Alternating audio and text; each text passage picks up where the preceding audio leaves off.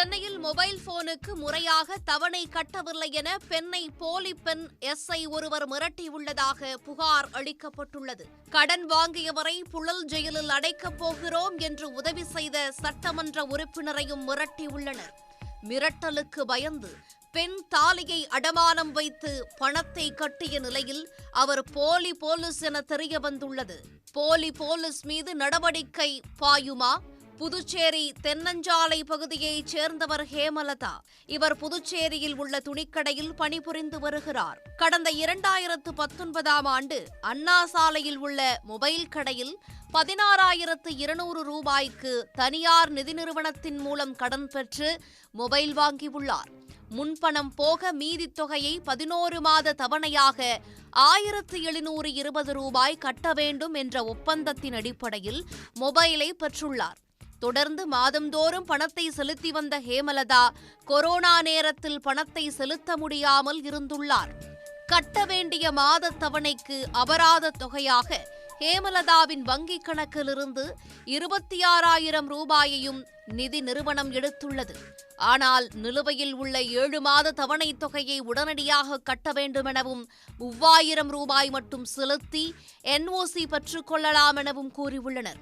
இதனை நம்பிய ஹேமலதா புதுச்சேரி ஈஸ்வரன் கோயில் வீதியில் உள்ள தனியார் நிறுவனத்தில் 3,000 ரூபாய் செலுத்தி அதற்கான ரசீதையும் பெற்றுள்ளார். ஆனால் இதுவரை அவருக்கு NOC வழங்கப்படவில்லை என கூறப்படுகிறது.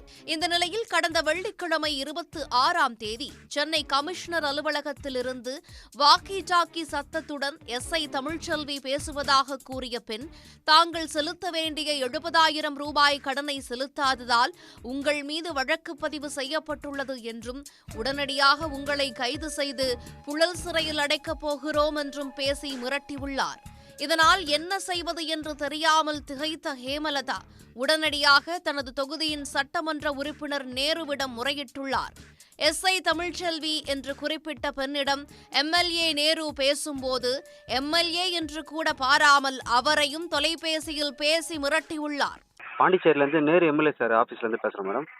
MLA ஆபீஸ்ல இருந்து பேசுறீங்க, சொல்லுங்க. MLA சார் பேசுனாரு, கொடுக்குறேன் மேடம். ஹலோ, சொல்லுங்கப்பா, கேக்குது. ஆமா, நான் நேரு MLA பேசுறேன். ஒன்றும் இல்லை, ஹேமலதான்னு சொல்லிட்டு அவங்க வந்து ஃப்ரம் பாண்டிச்சேரிங்களா? சொல்லுங்க. ஆமா ஆமா, அவங்க வந்து ஒரு ஃபோன் லோன்ல எடுத்துக்கிறாங்க போல, இது பஜாஜ் ஃபைனான்ஸ்ல. அது ஏதோ அவங்களுக்கு ஒரு மணி நேரத்துல 2 மணி நேரத்துல பணம் கட்டலனாக்கா அவங்க மேல கேஸ் போட்டு உள்ள தள்ளுவோம் அப்படின்னு சொல்லிட்டு. அவங்கள பாத்தீங்கன்னா பணம் கட்ட சொல்லி லைனுக்கு வரல, சரிங்களா? எனக்கு வந்திருக்கிறது அரெஸ்ட் வாரண்ட் மட்டும் தான் வந்துச்சு. ரெஸ்பான்ஸாக தான் கேஸ்ன்றதால தான் சிவில் கேஸா வந்திருக்கு. அது இப்ப வந்து இது கோர்ட் மூலியமா வந்துக்குதுங்களா? ஆமாங்க, கோர்ட்ல இருந்து ஆல்ரெடி சம்பந்தப்பட்ட வீட்டு அட்ரஸ்க்கு சம்மன் இஷ்யூ பண்ணிருக்காங்க. கன்சர்ன் பர்சன் ஆகிய ஹேமலதா என்றவங்க பாத்தீங்கன்னா அது ப்ராப்பரா ரெஸ்பான்ஸ் ஆகாம ரிட்டர்ன் அது வாங்காம ரிட்டர்ன் பேக் ஆயிருக்கு. ஓ இல்ல இல்ல, அவங்க கேஸ்ன்றதால சிவில் கேஸா ஃபைல் பண்ண சொல்லி கொடுத்திருக்காங்க. சரி ஒண்ணு இல்ல மேடம். இப்ப நீங்க ஒண்ணு இல்ல, நீங்க உங்க நடவடிக்கை காட்டு தான். அவங்க வந்து வாடகை வீட்டுல இருக்கிறதுனால மாறி இப்போ வந்து வேற இடத்துல இருக்கிறாங்க.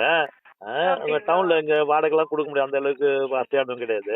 இப்ப அவங்க என்ன ஒரு டைம் கேக்குறாங்க, அந்த டைம் கொடுத்தா அவங்க வந்து ஒரு வாரத்துல கட்டிடுறாங்க. வந்திருக்கிறது பாத்தீங்கன்னா சிவில் கேஸ்ன்றதால ஆல்ரெடி ஒரு லேடி பேர்ல வந்திருக்கேன்னா நான் 12 மணி வரைக்கும் டைமிங் கொடுத்தேன்.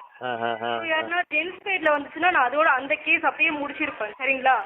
சரி, ஒரு லேடியா இருக்காங்களே, கோர்ட்டு கேஸ் எது கலையணும் தான் உங்களுக்கு டைமிங் ஃபார்மாலிட்டி நான் கொடுத்தேன். இந்த ரிட்டர்ன் ஃபேக்ட்னு சொல்லுவாங்க பாத்தீங்களா, அந்த கேஸ் ரிட்டர்ன் ஃபேக்ட் ரிட்டர்ன் வந்தாதான் கேஸையே வித்ட்ரா பண்ண முடியும். இதனால் மிரண்டு போன அவரும் அந்த பெண்ணிடம் உடனடியாக பணத்தை செலுத்துமாறு கூறியுள்ளார். இதனையடுத்து அவர் தனது தாலியை அடமானம் வைத்து 16,000 ரூபாயை செலுத்தியுள்ளார். மேலும் இது சம்பந்தமாக புதுச்சேரி உருளையன்பேட்டை காவல் நிலையத்தில் கொடுத்த புகாரின் பேரில் போலீஸை விசாரித்ததில் அது உண்மையல்ல, அவர்கள் தொலைபேசியில் போலீஸ் என பொய்யாக மிரட்டி ஹேமலதாவிடம் பணத்தை பெற்றுள்ளதும் தெரியவந்துள்ளது. 6ஆம் தேதி வெள்ளிக்கிழமை அன்று எனக்கு மறுபடியும் என்னுடைய ஹஸ்பண்டுக்கு வந்து இந்த கால் வந்து இருந்தது. அந்த காலில் வந்திருந்தப்போ வந்து இந்த கமிஷனர் ஆஃபீஸில் கமிஷனர் ஆஃபீஸ்லேருந்து SI பேசுகிறேன்னு சொல்லிட்டு சென்னையிலேருந்து பேசுகிறேன்னு சொல்லியிருந்தாங்க. அப்போ வந்து ஹேமலதா யார், அவங்க மேலே அரெஸ்ட் வாரண்ட் வந்திருக்கு அப்படின்ற மாதிரி என் ஹஸ்பண்ட்கிட்ட சொல்லியிருக்கிறாங்க. என் ஹஸ்பண்ட் வந்து இதுமாரி இல்லை மேம், எனக்கு உடம்பு சரியில்லை காரணத்தினால தான் வந்து இதை கட்ட முடியாமல் போச்சு மேம், நாங்கள் எப்படி கட்டுறோம், இல்லைப்பா உங்களை வந்து நான் அரெஸ்ட் வாரண்ட் வந்து எங்களுக்கு வந்து ஹைகோர்ட் மூலியமாக வந்து எங்களுக்கு அரெஸ்ட் வாரண்ட் வந்துக்குது, உங்கள் ஒய்ஃபை வந்து கைது பண்ண சொல்லியிருக்கிறாங்க, கைது பண்ணி புனல் செய்தியில் வைக்க சொல்லியிருக்காங்க, 15 நாள் ரிமாண்ட் பண்ணி 16 நாள் வெளியில் எடுத்து தான் நீங்கள் வைக்கல வச்சு வாதாடுற மாரி இருக்கும். அதுமாரி என்னோட ஹஸ்பண்டுக்கிட்ட அவங்க கமிஷனர் ஆஃபீஸ்லேருந்து பேசுகிற மாதிரி பேசியிருக்கிறாங்க. நம்பர்களுக்கு ஃபோன் அடிச்சு பேசுகிறப்ப அவங்க கமிஷனர் ஆஃபீஸ்லேருந்து பேசுகிறதா என்கிட்டயே சொன்னாங்க.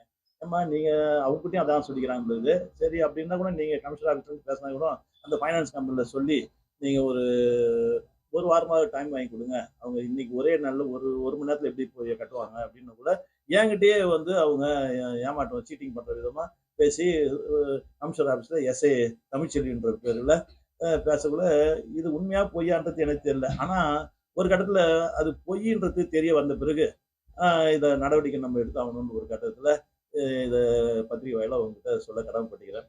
ஏன்னா இப்படிப்பட்ட கந்துவட்டி கும்பலும் ஏழை எளிய மக்களை எப்படிலாம் வதைக்கிறாங்கன்றது இது ஒரு உதாரணம். இதால நிறைய பேர் பாதிக்கப்பட்டு மன உளைச்சலால தற்கொலைக்கும் தூண்டப்படுறாங்க. ஏன்னா இன்னைக்கு தனியார் நிதி நிறுவனங்களை இப்படிப்பட்ட அடாவடி செயல்களை இவங்க ஏற்படுத்தினால இன்னைக்கு இதை நம்பி கடன் வாங்கினவங்க ஒரு கஷ்ட சூழ்நிலை இருக்கக்குள்ள இவங்களால மெட்டப்பட்டு அவங்க பணம் வந்து பல வழிகளில் பாதிக்கப்படுது. இதை தடுக்கணுன்றது தான் என்னுடைய நோக்கம்.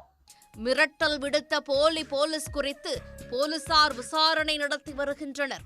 தனியார் நிதி நிறுவனம் இதுபோன்று ஆட்களை அமர்த்தி அத்துமீறி உள்ளதா என விசாரித்து வருகின்றனர். இந்த சம்பவம் புதுச்சேரியில் பெரும் பரபரப்பை ஏற்படுத்தியுள்ளது. உடனுக்குடன் செய்திகளை தெரிந்து கொள்ள சன் நியூஸ் பெல் ஐகானை கிளிக் பண்ணுங்க.